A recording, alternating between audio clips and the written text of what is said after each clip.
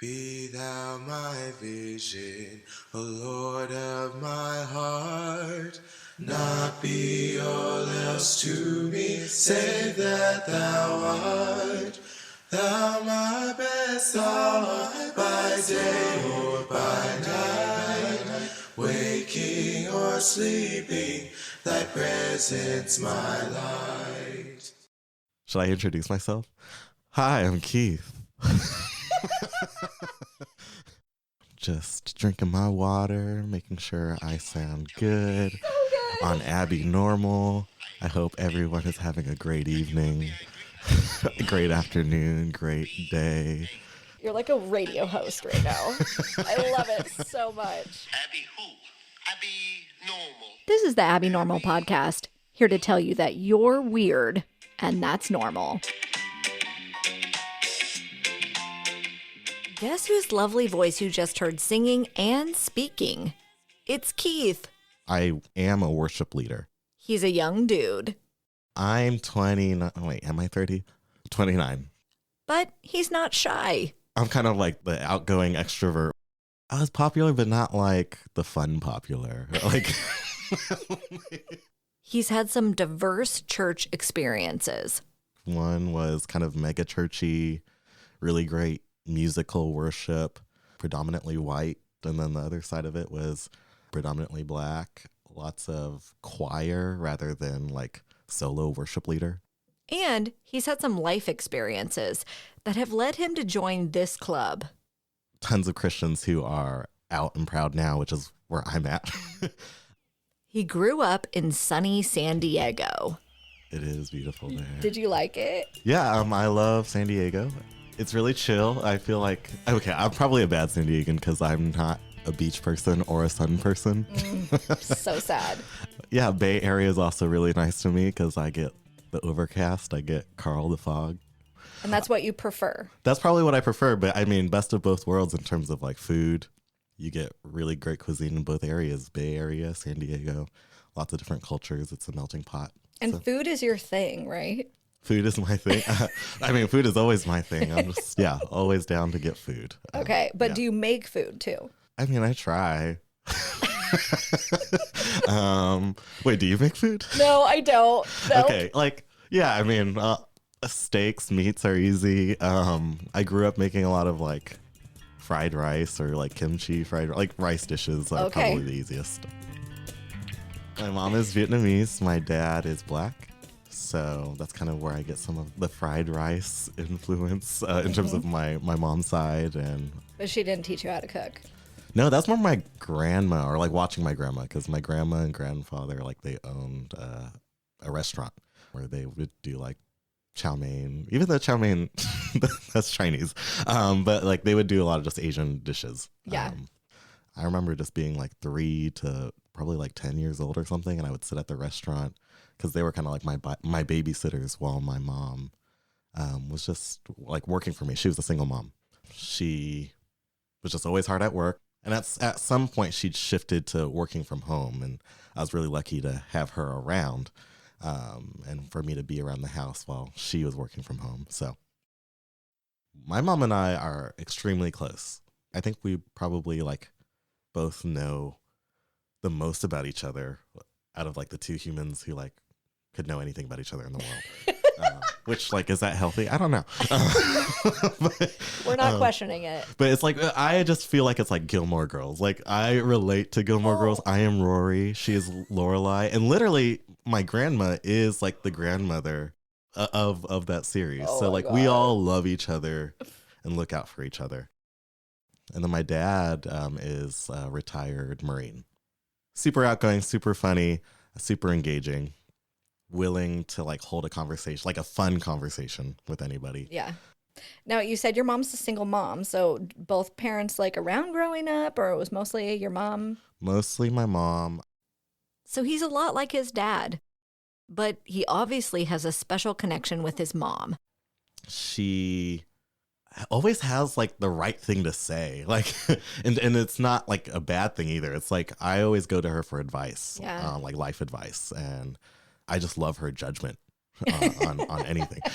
Judgment in the good sense, Right, like being yeah. able to like perceive a situation and be like, this is probably like the wiser thing to do. Right. So that's like, I don't know, like Yeah. a good quality in a mom that Yeah. I would hope for, like just anyone wanting Totally. to parent. So my mom, she did grow up, I don't think she did not grow up Christian, but like I was kind of raised under her wing with the church as she was starting to explore the church. Like I think I was introduced to kind of the concept of God like 4-ish years old. And the concept of God to me was like, I remember being in the bathtub and my mom's like, like God made everything. And I'm like, oh, that's kind of cool. Like even my rubber ducky, I was in the bathtub. He was like, and I was like, even my rubber ducky? She's like, yes, even your rubber ducky. I'm like, so it's just like, I don't know. That was kind of like my world at the time. God was part of bath time, and Christianity came from his dad's side too. So he's a Christian. I remember going as a young kid to his baptism, and on that side of the family, we were Baptist. I remember doing an altar call at a Black Baptist church, and when you do altar calls there, it's a very different thing where, like, yes, you go to the front. For people who don't know what an altar call is, it's kind of like when you are in the middle of a service and the pastor is like, if you want to rededicate your life to Jesus, or if you, if you've heard the message and you're interested, like go ahead and raise your hand as everyone has their eyes closed and their heads bowed, kind of thing. And I was probably like 4 or 5. I didn't know what I was doing. And so like I raised my hand. I'm like, I want to rededicate, or I want to dedicate my life to Jesus.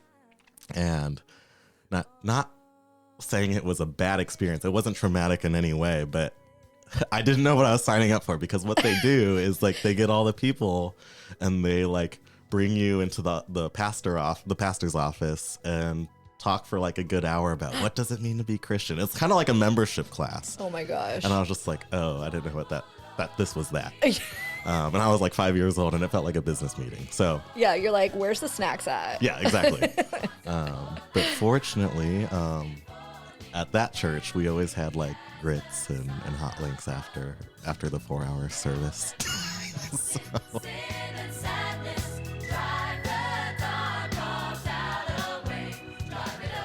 As a kid, he went to church every Sunday, trading off between his mom's and his dad's. Did you go there regularly? Like every other weekend that I went to my dad's and my grandmother's house, like we would go and do that. 2 totally different experiences. His mom's church was what felt like home. I grew up in a Calvary Chapel context. It's kind of like I don't know if it's like a Baptist offshoot or something like that, but I feel like at some point it becomes like a non-denominational, but that's kind of a culture in and of itself, I would say, more right-wing. Yeah, and so they're kind of like, where does it say that in the Bible type of living. But however, they also had like really amazing worship for those who are like into that type of thing. Like Phil Wickham came out of like my church. Jeremy Camp came out of my church. Is it big? It is like a chain of churches. So it's like, yeah. And then my church itself was decently big. Yeah. And band, right? You had like a worship band at the Calvary Chapel? Yeah, worship band at Calvary Chapel, whereas it was more gospel choir at the other church. Yeah, so kind of 2 different experiences. Did you feel differently at one versus the other? I actually felt probably more comfortable at the Calvary Chapel growing up, because that's where I was like first exposed to Christianity, I would say. And so, yeah, like, so that was kind of the culture that I was like first immersed in, and then like that became my own. Whereas stepping into Black Baptist churches was just something that I kind of went to every other weekend. That's what it felt like more to me. Right. Where you were just a visitor there. More a visitor, that like I grew accustomed and more familiar to some of the cultural things going on. However, like I felt like I could more easily step back into a Calvary Chapel, non-denominational type of an upbringing. Yeah.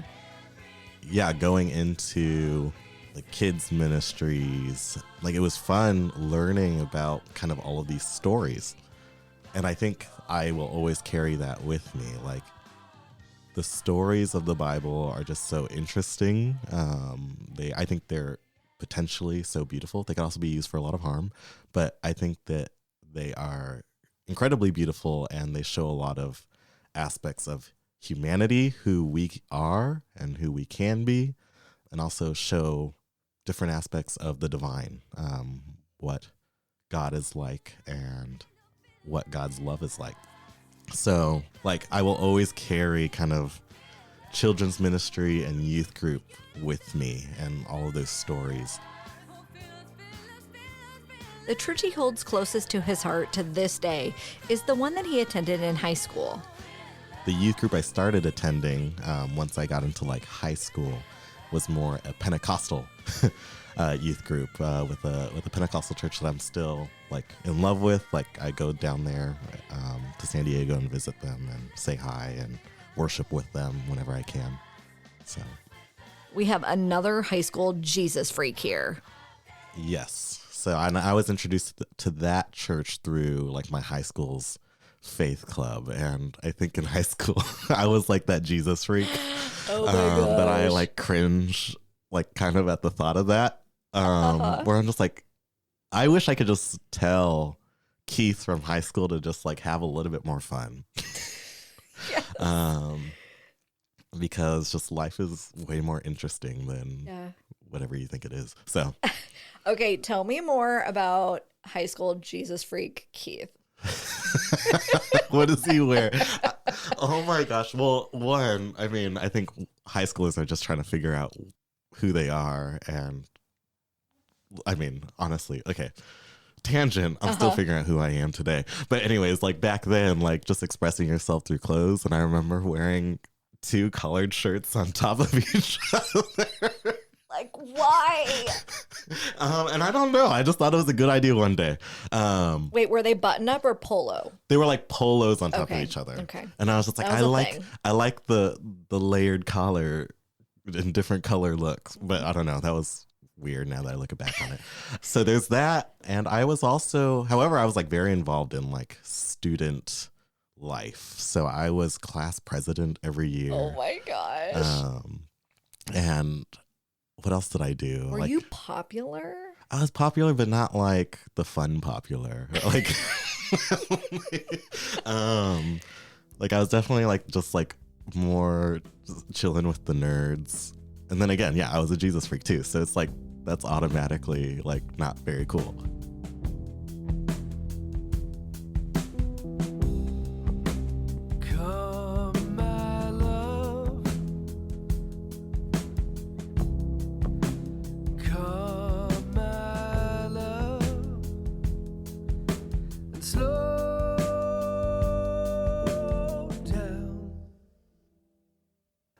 What did you feel like was the worst sin when you were in high school? Oh, being gay. Like number one worstest sin. Yes, being gay. And did you get that from church?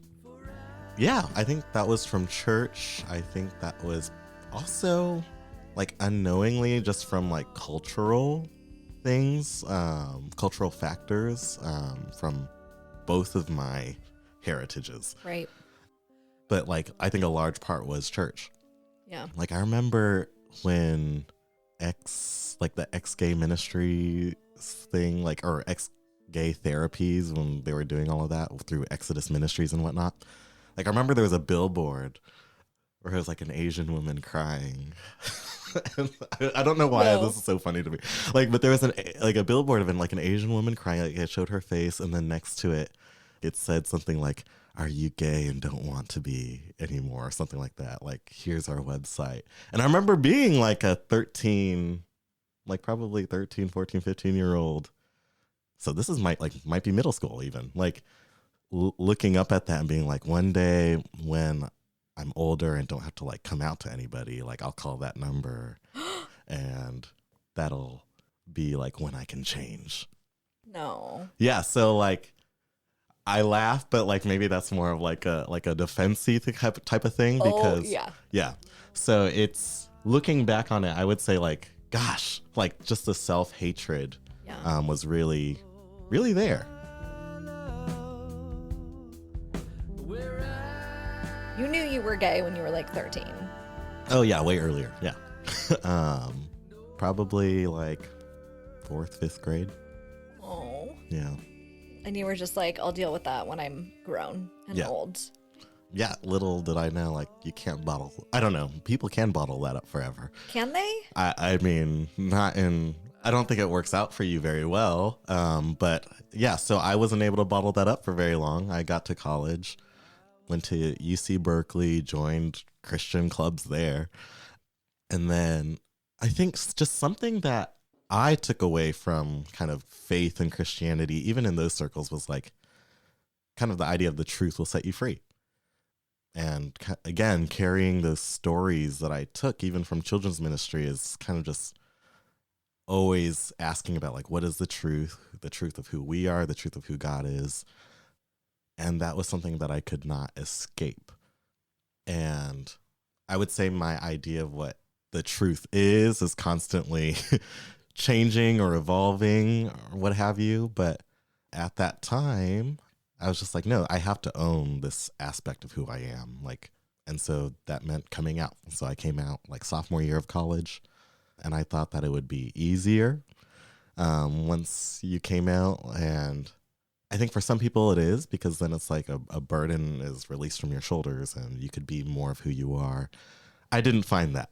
I found more like that I was coming out, but I was still in certain contexts and in specific churches where I couldn't really be gay. Like I could say I was, but I couldn't really own up to what that meant for my life. And I also don't want to blame churches either. Like there was something within me that was like still trying to reconcile church, family cultures and upbringings, who I wished I could be. So, I mean, it's always like a mix. And so that's where I was at. So I was just finding that my experience of coming out wasn't like this pride flag everywhere type of thing. It was more like, okay, I'm gay, but I can't act on it type of thing.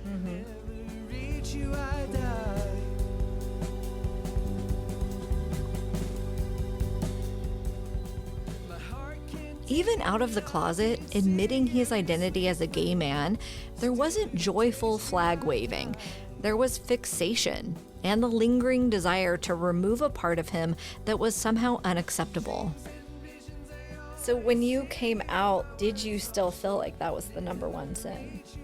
It wasn't the number one sin, but I do feel like it magnified my focus, my hyper vigilance, or my hyper like focus on it. And I think that is also a reflection of kind of what the church is today.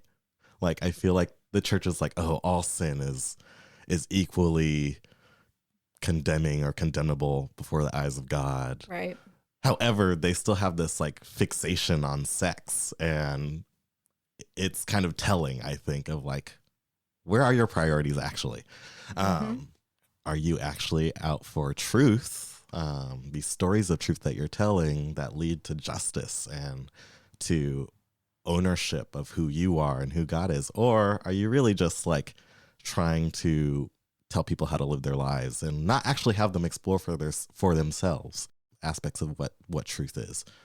So I would say, yeah, like I wouldn't say it was the biggest sin anymore. However, I found myself just so caught up in that world of like, how do I rid myself of this one thing? Or how do I take this out of me? Shit, that's like a heavy burden. All of that. Oh, totally. Yeah, not fun. Don't recommend. No. But like there is like another side to it. If you're willing to kind of, I don't know, I think it's maybe just sitting with yourself and asking yourself the hard questions. And I don't think it means coming to like where I'm at necessarily. Like I think I have met Christians who are kind of still in that framework or that worldview that I can't live in. But they seem like, I mean, they are like, I would say, healthy people and how they interact with others, how they are still willing to call the church out on its shit. On the other hand, like, I know tons of Christians who are out and proud now, which is where I'm at, and who are continuing to show the diversity of what it means to be human in ways that I think point to God's beauty. I am giving up my inhibitions, second guessings, intermissions. Time to lay me down to sleep. My soul to keep on living through my limitations. So Keith was living his life, navigating this reality. And then in 2020, as you all know, a global pandemic hit and it walloped Keith.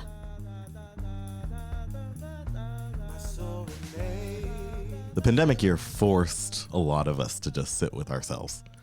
And the murders of Black people in that year, like, led me to like just huge depression in ways that I wasn't even fully able to express then or now. But I did know, like, physically, like, I was laying in bed.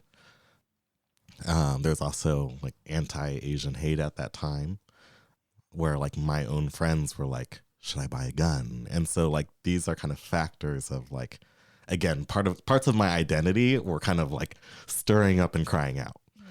And I was like forced again to sit there and listen with it in that pandemic season. And throughout all of this, I was doing like therapy, but like it was at that point where it was just like, my therapist was like kind of saying things like, it's going to get worse before it gets better. And I'm like, what the hell does that mean?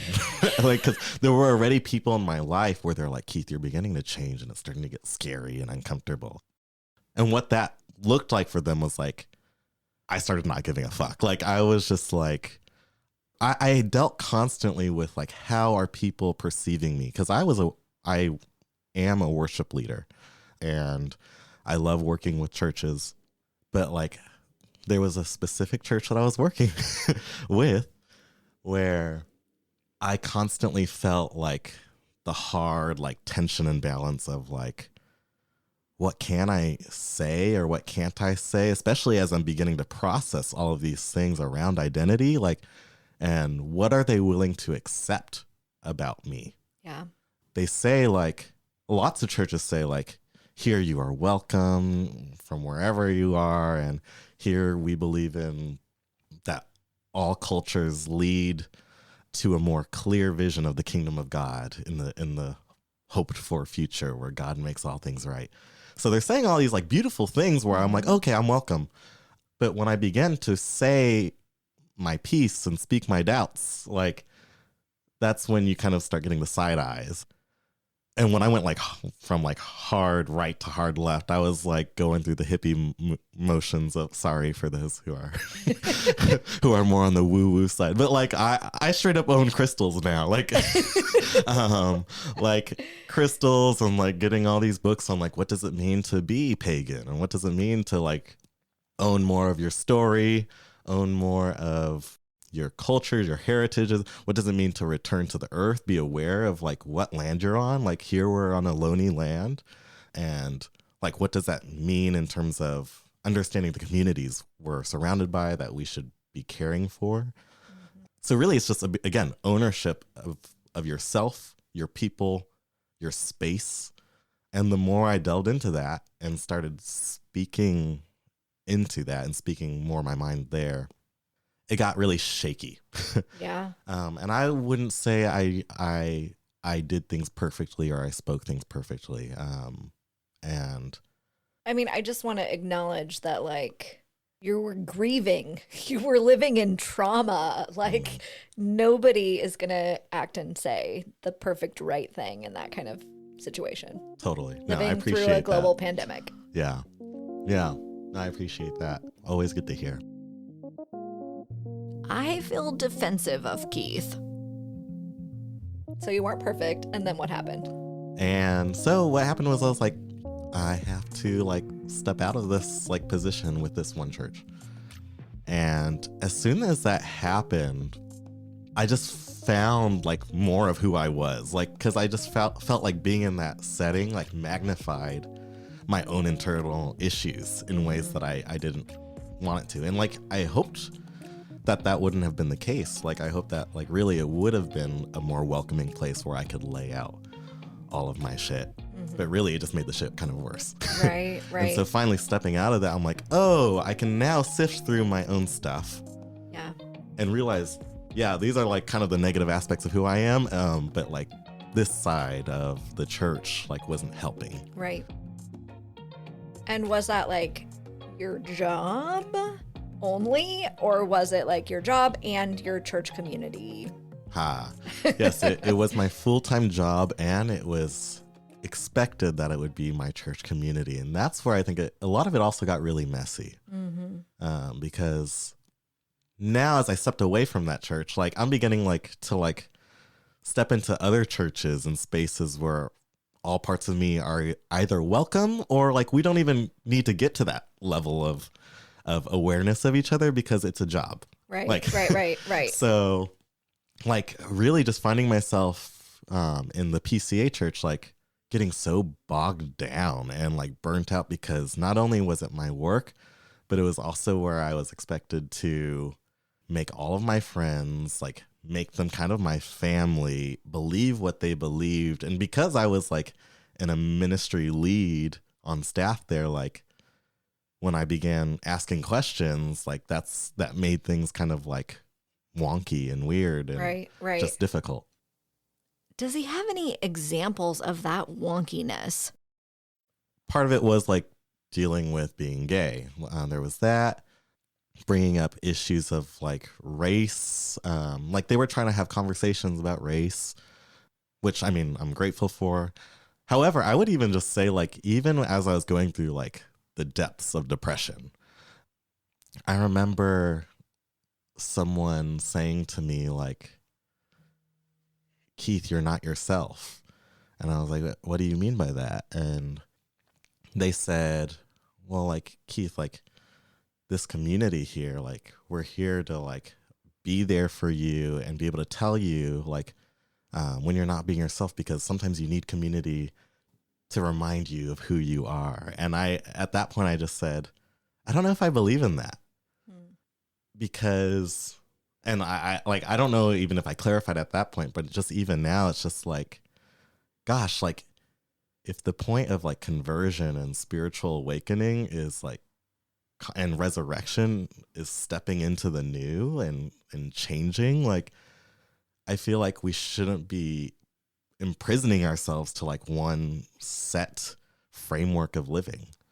And again, like just finding the beauty in the stories, like, I don't want to read the story of the Bible like one way. And I feel like there's beauty in being able to look at one story from the Bible and being like, oh, wow, like I never thought of it that way. So kind of just being able to just breathe into the new, into the changes. And I wasn't finding that.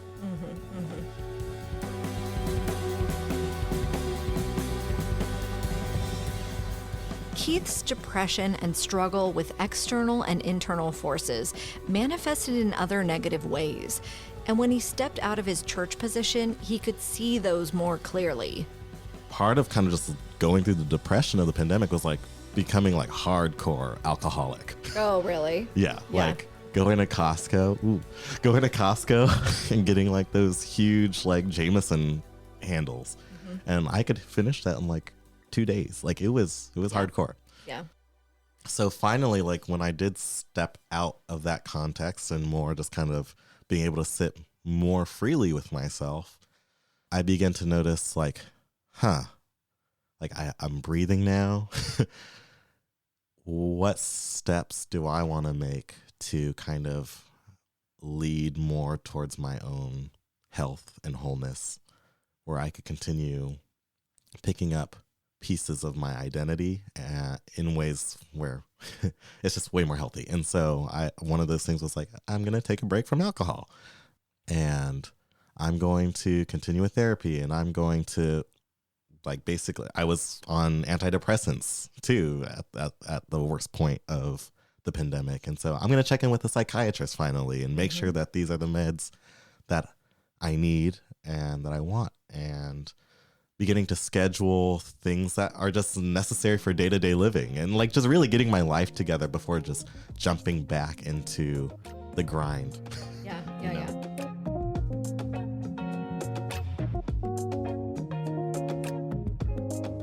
The church has some lessons to learn from AA.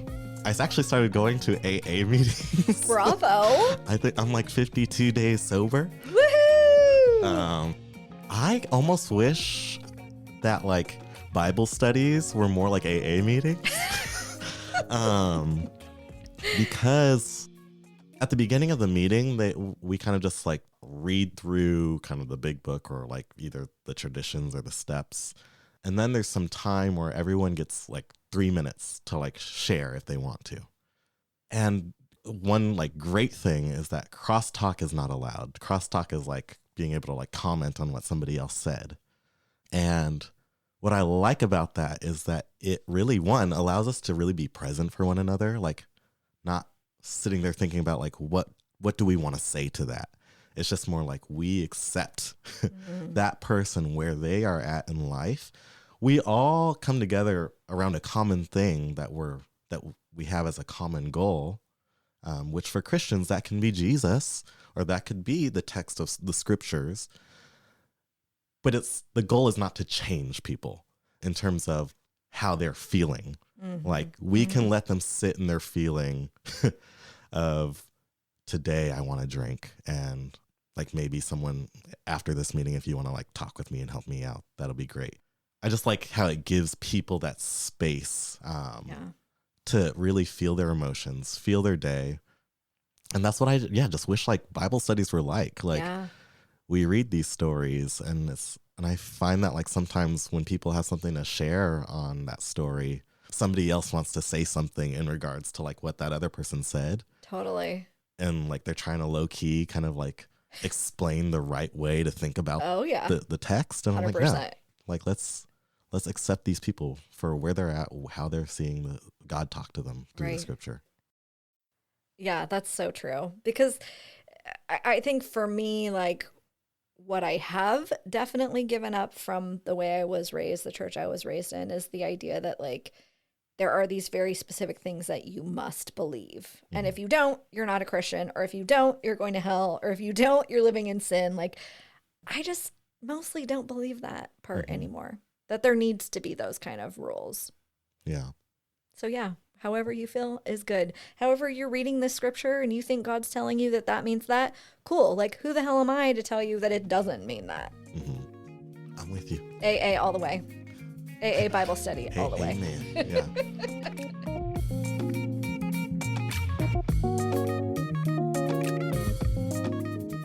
A lot has changed for Keith during this season of pain and growth. He was working hard on integrating all the parts of himself, and he had another change on that list. Even though he saw his dad every other weekend when he was little, Dad moved around a lot, and it had been 14 years since they'd connected. So Keith decided it was time. Yeah, like just reached out to him via phone and said like, hey, let's hang out. And he was like, yeah, cool, let's do it. Yes. Yeah, after pandemic, I was just like, like I want to get to know where I'm from. And I had no expectations, just kind of open-handedly like accepting that side of my family as they are, who they are. And it's been really great to get to know them. And that's been part of the journey of like reclaiming my own identity. Yeah. Who I am, where I come from.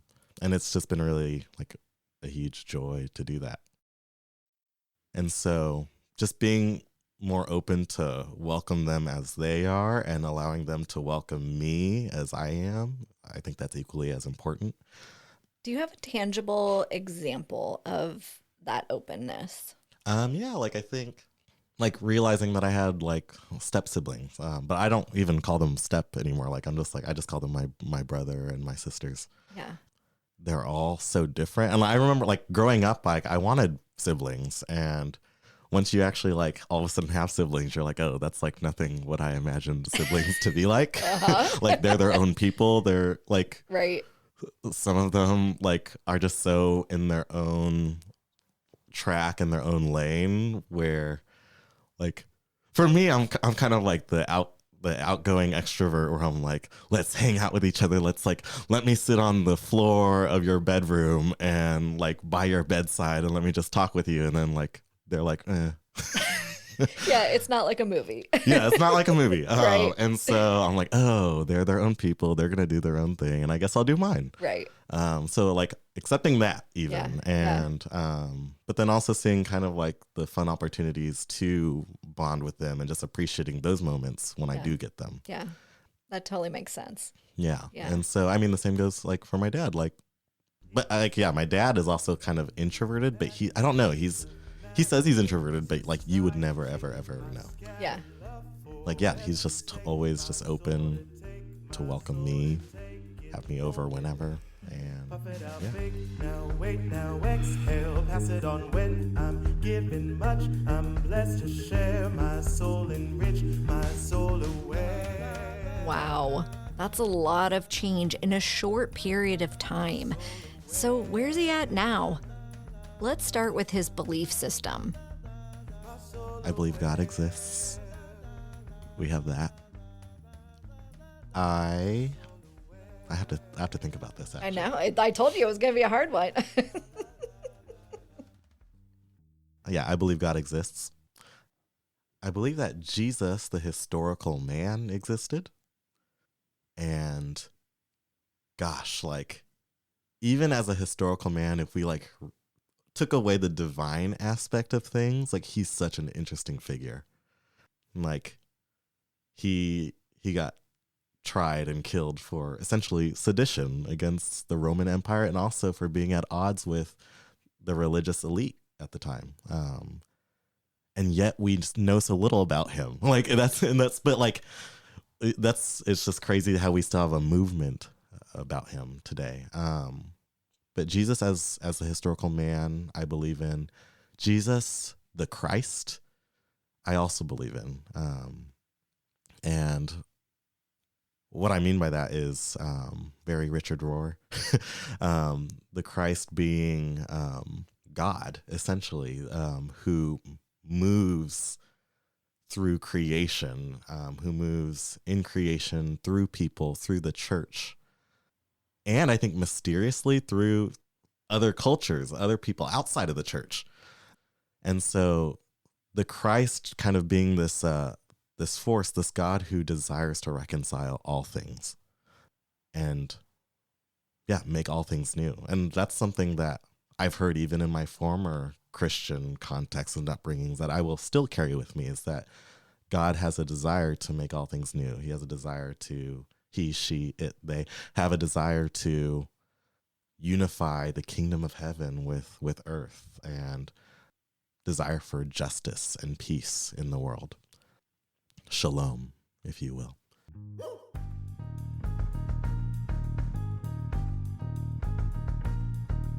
So those are the things I believe. In terms of like scripture, I've loosened my grip on scripture a little bit. But in the sense of I'm just returning back to what I remember from being in kids ministry, is that these stories are beautiful. They tell a lot about ourselves and about God. I myself, and I even know some more conservative Christians who would even say not all of the stories are literal. And so that's definitely where I'm at. I don't think all the stories are literal. Are they true? Like, oh, and even if you ask like a Jewish person about the Old Testament, if the Old Testament is true, their response would say, sure. I love it. The shrug. I had a little shrug. But like the point isn't whether or not it's true if it happened, but like the point is engaging with the story enough to where it leads to bringing about something good in yourself and in the world. Mm-hmm. That's where I'm at with scripture. I am overflowing, judge's mercies, seas of joy are pouring through, songs to hear ears and light to eyes. So paradise. So But really, like, my earliest ownership of spirituality was going to temple with my grandparents, and that was a Buddhist temple. And so where I'm at now, like, I still like identify as a Christian in a loose sense of the word. You just said it out loud, so Yeah, that's step number one. there we go. However, I just really believe in like being able to find God or the divine in multiple cultures and stories, and I feel like multiple cultures, ethnicities, traditions, like tribes, tongues, whatever you want to call all the nations, all point to the divine in their own unique ways. And I'm like beginning to just step back into kind of like, what is the Buddhism that I was raised in? How does it point to that? Mm-hmm. And something that's interesting to me is the Buddhism that I was raised in is called Mahayana Buddhism, and more specifically Pure Land, which is like this really like unique form of Buddhism where they're like this one particular Buddha named Amitabha. If you call on his name, you can be reincarnated into an afterlife where you don't have to continue the cycle of rebirth. And Okay. that's really interesting to me because I find like some of the similarities even within Christianity of like, there's one name that can save you from eternal suffering. And in some sense of the Buddhism that I was raised in, like that's kind of what they're saying. They're like, call on this name and you could escape the suffering of like that's intrinsic to humanity and life. Yeah. They're also very different. They come from different traditions. They're telling different stories, but that's something within myself that I'm learning to hold in tension. And also just be able to say like, this is part of my story, but not completely my story. It's part of my story in the sense that I practiced a little bit of it growing up, but I didn't continue growing up in that faith or in that mindset. So there's still things that I'm still learning from it. Yeah. And just learning to kind of take as is.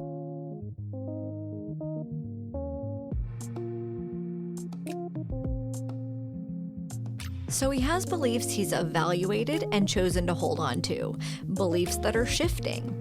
And then taking a look at other cultures' spiritual practices and how he may choose to integrate them. Then there are things that he no longer believes. Like purity culture stuff. Yeah, the idea that I should not trust the flesh or not trust the body. I think that's such like an inherently kind of like racist thing, especially towards me as a Black man. Like that's essentially what masters told my ancestors, that our bodies were not our own. And I think that kind of just gives me a new framework as I think about today being a Black man, but also being queer. And also just realizing like my body is one of the few measurements I have to like judge whether or not something is good for me. And so I'm just more leaning into like, what's my gut reaction on that? Right. And let me sit with that. Sometimes feelings help you sort through things and can give you wisdom, and feelings point even to kind of either past traumas or just like things that you were taught as like as a young kid, where there were like values either from your mom, your dad, your grandparents that are inherently valuable to you, and you're trying to sort through that. And I think it's good to listen to those values and be like, is that me anymore? And I think it's crazy that it's all located in your body. Right. So listening to my body more is definitely a thing. And so purity culture is something that I'm like, I'll leave that. Leave that behind. Something more in the middle is like the idea of hell and whatnot. Like I'm more kind of just like, gosh, it was already hell being in a church where I felt like most of who I was shut out. And so really seeing that like hell already can exist within the mind. Hell can already exist in your heart. You can say all the right things, or as James would say, even demons believe, and yet they shudder at who God actually is. But anyways, like hell kind of just being more like in your mind, in your heart, and that shows in your actions. And so I'm like, gosh, I want to make sure that I'm living a heavenly life in terms of like what I bring about and produce in the world. Like, I want to make sure that my heart and my mind are in a good, right, heavenly place. Yeah. So that I can actually live that out. Yeah. And so that's more kind of like, So I'm not here or TBD. there. Yeah, TBD on that one. Exactly.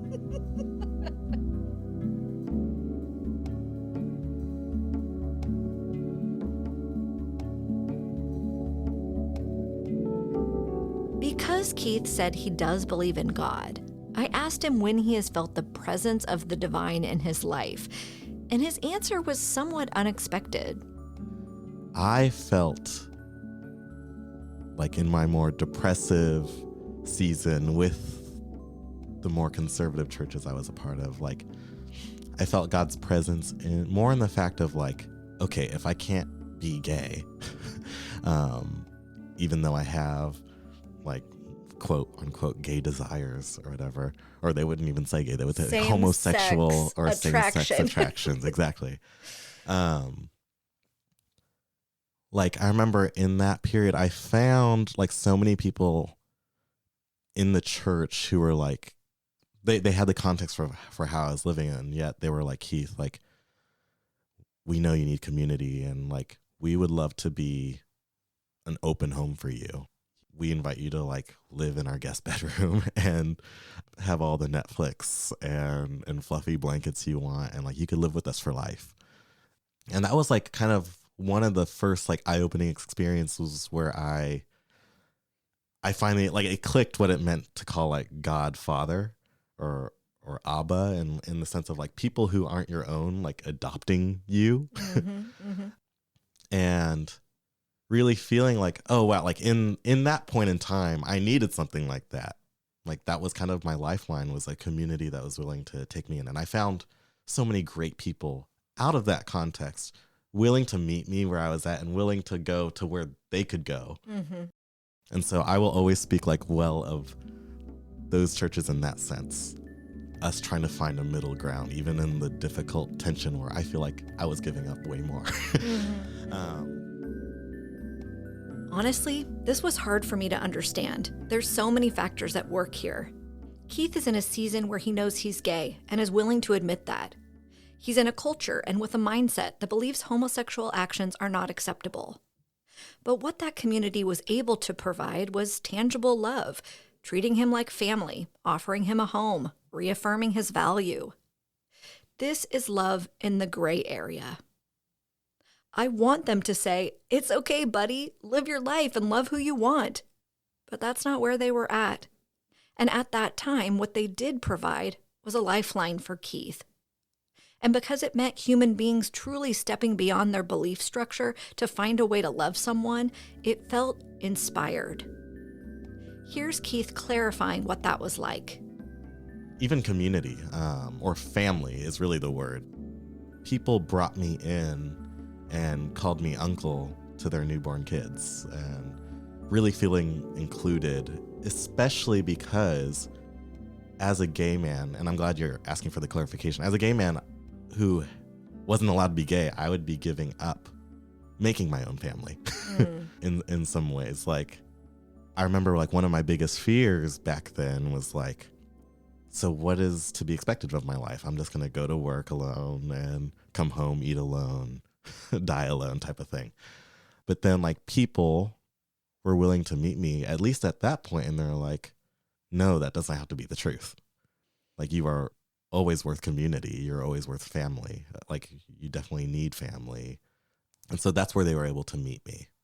And I would say both of our boundaries there were kind of limited, but we still tried. And I will always appreciate that. And that will always be a part of my story in terms of how I still see God showing the intense tension that humans could experience, but also like that's where love and intimacy are also at work and at play, like trying to reach one another and meet one another where we're at.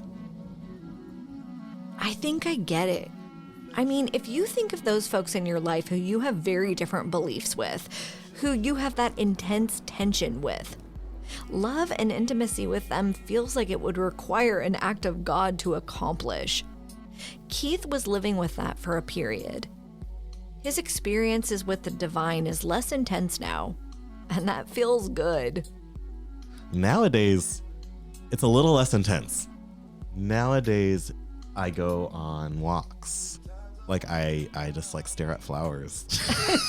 Like maybe that sounds underwhelming, or maybe it just sounds weird, but like I like stare at flowers and I take pictures of flowers, and I like snip flowers, and I preserve like plants now. Oh, I love it. And they're just like dried flowers hanging all around my room now. Maybe I'm like a granny in that sense. I think so. But like I remember like even as like a young kid, like that's what I always did. And like I remember people like saying I was kind of like a girly kid for that. And now I'm just like, I'm just gonna own it. That's like right. And I wanna be like, I'm going to live out what I always loved doing. Yeah. The reason why that's like a God experience for me is because like the flowers kind of just remind me of like they are beautiful just being. And that reminds me kind of just like the narrative of Jesus's baptism, where he's baptized, and when he's brought out, like kind of God's voice in the form of a dove descends, and like God says, "This is my son, who is pleasing to me." And just the fact of just Jesus just being like, and God is approved, and God says, "Beloved," that nothing is required, like it's just is love. Is what I choose to live in now. And so is it always super intense? Like, it's not always super intense. But like nowadays I'm just like, oh, I'm here, and it's nice to just be and remind myself like, oh, like God loves me. And just live out of that.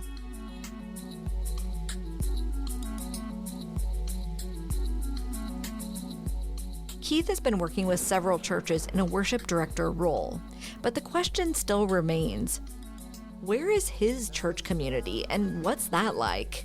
I've just been with a few churches that I've really enjoyed and really loved being a part of. Short-term gigs or? Some of them are becoming like more permanent. I'm beginning to like start a commitment with one. And I'm still sorting out what that means for like finding a church community. Yeah. Because as I begin to like form commitments, like what does that mean for kind of again the work versus the relationships? And that's something I'm very like cautious of now. That seems really, really hard actually. Yeah, it could be a little sticky, a little tricky. But I'm just really grateful that like these contexts that I'm stepping into are willing to accept me where I'm at. I've been very upfront with them, and they've been very upfront with me. So you're like, I'm a human being. Exactly. Are you guys cool with that? Exactly. Yes, no? Okay. And they're all like, yep. So I'm really grateful for that and the opportunities to like be with these few churches. And in the meantime, I am also just looking into like what else is there. Like I'm also willing to like feel out and branch out in terms of occupation. Okay. However, like my work with the church is always going to be, it will be very important to me. Whether it's work or whether it's volunteering, like I will still prioritize finding an actual community, whatever that looks like. Why? Because one, as like a worship leader and worship director, I'm also like a songwriter, and I enjoy returning to those stories and writing songs for the church where we could re-envision like, and also internalize what do these stories mean to us and for our world, and how can they actually be tools used for good. And I love stepping into that creative mindset, and just that's just a part of who I am. And so that's why I always want to make sure I have an outlet to do that. And that's why church community will always be a big priority for me. It's important for me to like be connected to a church community and kind of hear the stories of what my own community is going through, because that becomes a part of my process. Not that I'm like sharing people's actual like stories or anything, but it's like sitting next to people and kind of breathing in the same air is part of kind of the artistic energy for me. Yeah, it feeds it. Yes. Yeah, I could see that.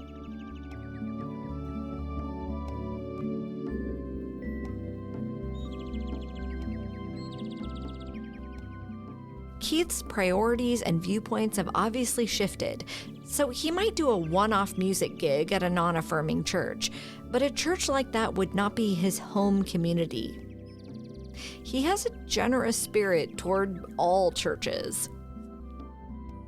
I still have a lot of hope for churches in general. Sometimes that's where I kind of like leave things to God. I really hope that God is working through those churches and through those communities in other forms, in other ways, in other ministries of justice, in other areas of mercy to their communities and their cities. But I also don't feel like they necessarily get all the access to me that more progressive spaces might get of me. Yeah, I liked that you used the word intimacy, because that's what it is, right? You're not going to get that with. They totally, it won't be complete intimacy because just the boundaries are stronger whenever I'm stepping into a more a less affirming space. So intimacy won't be as much there, but I have hope for that church's growth in those areas. I still feel anger in certain ways, but yeah.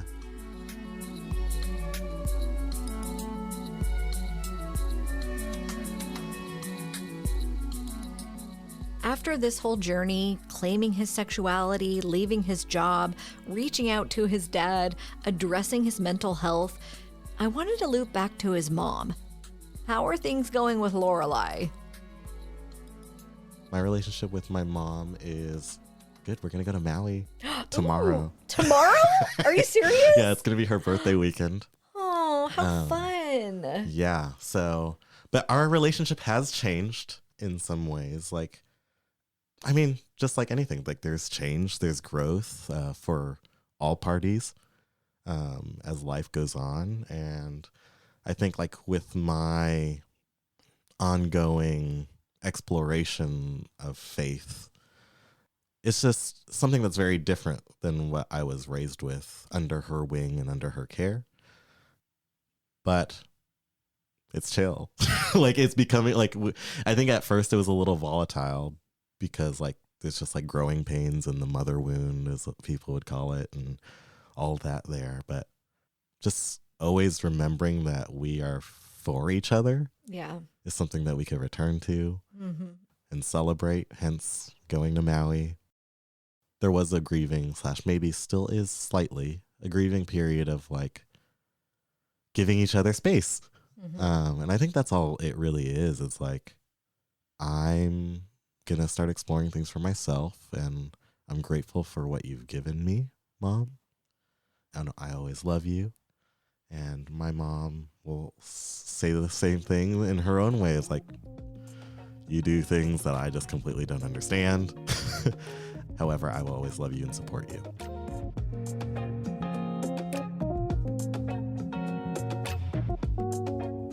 If you want to check out some of Keith's worship music or his thoughts, here you go. My website at keithwattsmusic.com. That's KEITHWATTS music.com. My Instagram, Keith Watts Jr. Okay. Just JR at the end. Twitter is Watts, like my last name, _up. I'm so proud of Keith's efforts to really own all the parts of himself, to live into his identity as a beloved son. But regardless of where you're at in that journey, a community, church especially, should stand beside you, questions and all. I hope he finds that. We'll leave you where we started, with Keith's specialty, a song. Do you have a favorite church song? I honestly have to say no. Like, there's just so there. Like, I feel like there's just so many to name. I will say a song that I find myself humming like all the time, or like this, is actually one by Tommy Walker. Sing it. So it goes, I have a maker. He formed my heart. Before even time began, my life was in his hands. He knows my name. He knows my every thought. He sees each tear that falls, and he hears me when I call. So You it's can called, actually sing. that was a little rough, but but thank you. I should take the compliment. That's what I'm trying to learn how to do. Thank you. It's called He Knows My Name. There you go. Pretty straightforward. Yeah. And then the other verse is like, I have a maker. He formed my heart. Before even time began, my life was in his hands. So, yeah. So what's that little kid song? He's got the whole world in his hands. He's got the whole wide world in his hands. He's got the whole world in his hands. Whole world in his hands. Ba-dum-bum. Yeah. That was good. Join us next week for Tiffany. I am deeply marinated in the Jesus juice.